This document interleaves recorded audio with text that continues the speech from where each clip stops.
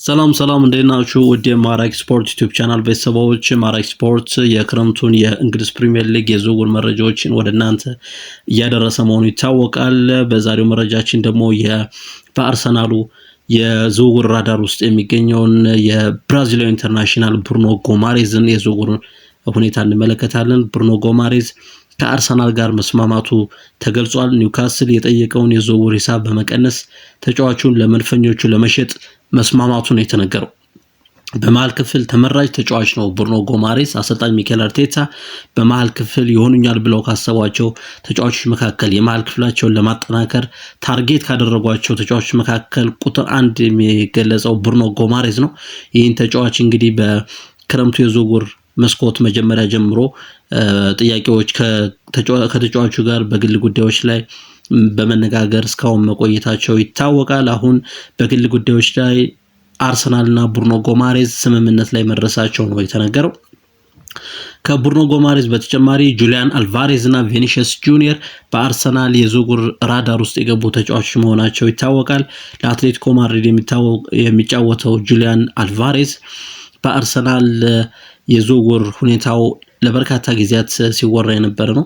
በጥሩ የዝውውር መስኮት ጀምሮ አሁን ደግሞ በክረምቱ የዝውውር መስኮት እንደ አዲስ ወደ መድፈኞቹ ቤት ይዘዋወራል ተብሎ የሚጠበቀው ጁሊያን አልቫሬዝ እንደዚሁም የሎስ ብላንኮሶቹ ኮከብ ብራዚላዊ ኢንተርናሽናል ቪኒሲየስ ጁኒየር ወደ አርሰናል በክረምቱ የዝውውር መስኮት ይዘዋወራሉ ተብለው የሚጠበቁ ተጫዋቾች ናቸው።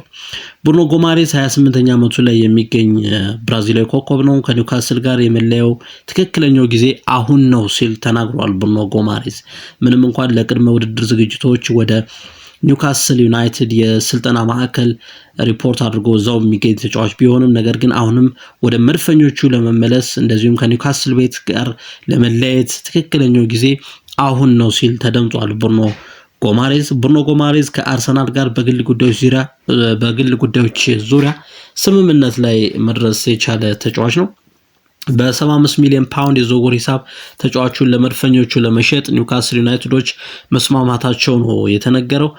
ምንም እንኳን በኒውካስል ዩናይትድ በኩል ለተጫዋቹ ይገባኛል ብሎ የለጠፉት 90 ሚሊዮን ፓውንድ የዝውውር ሂሳብ ቢሆንም ነገር ግን አርሰናሎች በቃል ደረጃ ቨርባል አግሪመንት በሚባል ደረጃ በቃል ደረጃ 55 ሚሊዮን ፓውንድ ለተጫዋቹ የዝውውር ሂሳብ የመደቡለት ቢሆንም በሂደት ደግሞ አርሰናሎች እንደዚሁ በሂደት ዋጋቸውን በማሻሻል በኤጀንቶችና ኢንተርሚዲያሪስ በወኪሎች በኩል 65 ሚሊዮን ፓውንድ ለብሩኖ ጎማሬዝ ዝውውር ለመክፈል ፈቃደኛ መሆናቸውን ያሳወቁ ቢሆንም ፋይናሊ ግን በመጨረሻ በ75 ሚሊዮን ፓውንድ እና 75 ሚሊዮን ፓውንድ በሚሆን የዝውውር ሂሳብ ተጫዋቹን ለመሸጥ ኒውካስል ዩናይትድ መስማማቱ ነው የተነገረው።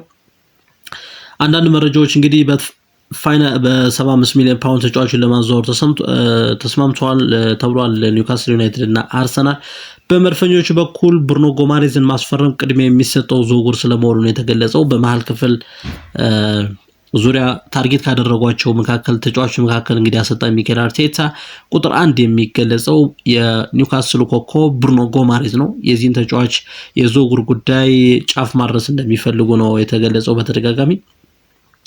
በብሩኖ ጎማሬዝ የዝውውር ጉዳይ ከተጫዋቹ ጋር በግል ከመስማማት ባሻገር ለኒውካስል ዩናይትድ በይፋ የቀረበ የዝውውር ጥያቄ አለመኖሩ ደግሞ አንዳንድ ሚዲያዎች እየዘገቡት ያለው መረጃ ነው። ምናልባትም ይህ በይፋ ለኒውካስል ዩናይትድ በይፋ የቀረበ የዝውውር ጥያቄ አለመኖሩ ምናልባትም ለዝውውሩ እንቅፋት እንዳይሆን ትልቅ ስጋት ደቅኗል ነው የተባለው።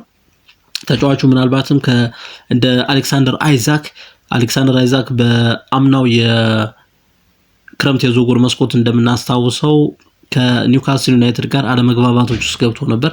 ፋይናሊ ተጫዋቹ ከኒውካስል መውጣት ይፈልጋል። ነገር ግን ኒውካስል ዩናይትዶች ተጫዋቹን ለመልቀቅ ፈቃደኛ እንዳልነበሩ እናስታውሳለን። ወደ ሊቨርፑል በሚያደርገው የዝውውር እንቅስቃሴ በጎ ሁኔታዎችን አልተመለከትንም። በተመሳሳይ ብሩኖ ጎማሬዝ ከኒውካስል ዩናይትድ ጋር ሊለያይ ሲል ምናልባትም ክለቡ አለማወቁና በይፋ ለኒውካስል ዩናይትድ የቀረበ የዝውውር ጥያቄ የለም መባሉ ምናልባትም ተጫዋቹ ወደ ኒውካስል ዩናይትድ ወደ አርሰናል የሚያደርገውን የዝውውር እንቅስቃሴ እንቅፋት ሆኖ እንዳይገድበው ትልቅ ስጋት ሆኗል ማለት ነው። ተጫዋቹ ኒውካስልን አይለቅም የኛ ተጫዋች ነው በሚል ደግሞ በአሰልጣኝ ኤዲ ሆዊ በኩል ጋዜጣዊ መግለጫ መሰጠቱ ይታወቃል።